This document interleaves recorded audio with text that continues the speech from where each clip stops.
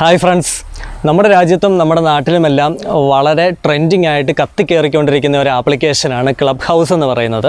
നമ്മൾ പല രീതിയിലുള്ള സോഷ്യൽ മീഡിയ ആപ്ലിക്കേഷൻസ് യൂസ് ചെയ്തിട്ടുണ്ട്, വാട്സപ്പ്, ഫേസ്ബുക്ക്, ഇൻസ്റ്റഗ്രാം തുടങ്ങിയവയൊക്കെ. അപ്പോൾ ഈ ഒരു ആപ്ലിക്കേഷൻസിലെല്ലാം അതിൻ്റേതായിട്ടുള്ള ഒരു ലോഗോയും അല്ലെങ്കിൽ അതിൻ്റേതായിട്ടുള്ള ഒരു ഐക്കണൊക്കെ ഉണ്ട്. ഇപ്പോൾ നിങ്ങൾ ഈ കാണുന്നത് പോലെയൊക്കെ. പക്ഷേ ക്ലബ് ഹൗസിൻ്റെ ആ ഒരു ഐക്കൺ നിങ്ങൾ ശ്രദ്ധിച്ചോ?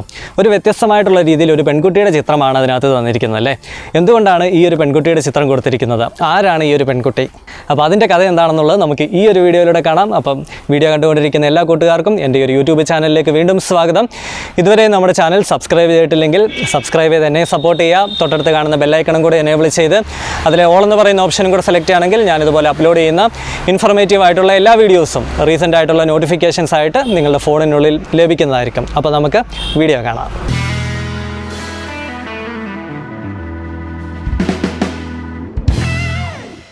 ക്ലബ് ഹൗസിൻ്റെ ഒരു പ്രത്യേകത എന്ന് പറഞ്ഞു കഴിഞ്ഞാൽ ക്ലബ് ഹൗസ് ആപ്ലിക്കേഷന് പെർമനൻ്റ് ആയിട്ട് ഒരു ഐക്കൺ ഇല്ല. ക്ലബ് ഹൗസിനകത്ത് നമുക്കറിയാമല്ലോ, അതിനകത്ത് റൂംസാണ് നമ്മൾ ക്രിയേറ്റ് ചെയ്യുന്നത്. എന്ന് പറഞ്ഞു കഴിഞ്ഞാൽ മറ്റൊരു രീതി പറയുകയാണെങ്കിൽ ക്ലബ്ബുകൾ ഫോം ചെയ്യുന്നത്. അതിനകത്ത് ആൾക്കാരിരുന്ന് ഓരോ ടോപ്പിക്കിനെ പറ്റിയൊക്കെ സംസാരിക്കുന്നു.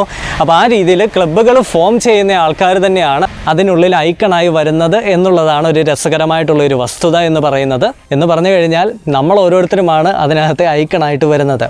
അങ്ങനെ ഐക്കണായിട്ട് വരുന്നത് സാധാരണ കണ്ടുവരുന്നത് അതിനകത്തുള്ള സെലിബ്രിറ്റീസും ആർട്ടിസ്റ്റുമായിട്ടുള്ള ആൾക്കാരെയൊക്കെയാണ് ഐക്കണായിട്ട് വരുന്നതായിട്ട് കണ്ടിട്ടുള്ളത്.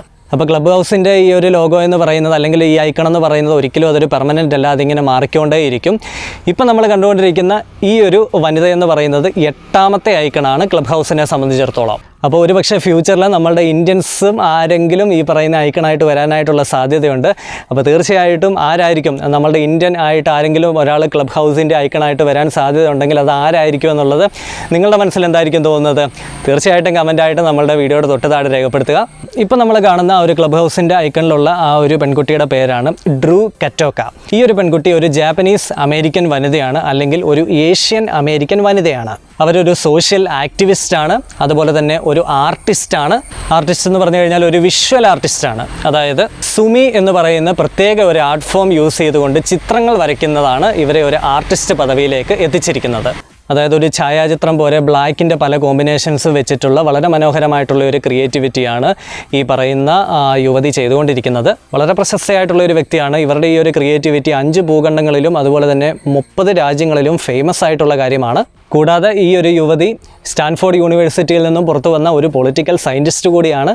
ഈ യുവതിയുടെ അച്ഛൻ ജപ്പാൻ വംശജനാണ്, അമ്മ അമേരിക്കൻ വംശജയാണ്. ഇപ്പോൾ ഇവർ താമസിക്കുന്നത് കാലിഫോർണിയയിലാണ്. ആക്ടിവിസ്റ്റ് മേഖലയിലാണ് ഇവർ വളരെയധികം ഫേമസ് ആകാനായിട്ടുള്ള കാരണമുണ്ടായിട്ടുള്ളത്. അമേരിക്കയിൽ ഏഷ്യൻ വംശജർക്കുണ്ടാകുന്ന വിവേചനത്തിന് എതിരായിട്ട് പ്രവർത്തിക്കുന്ന ഒരു ആക്ടിവിസ്റ്റാണ് ഈ ഒരു യുവതി. അങ്ങനെയാണ് ഈ ഒരു യുവതി ക്ലബ് ഹൗസിൽ വളരെയധികം ഫേമസ് ആകുന്നത്.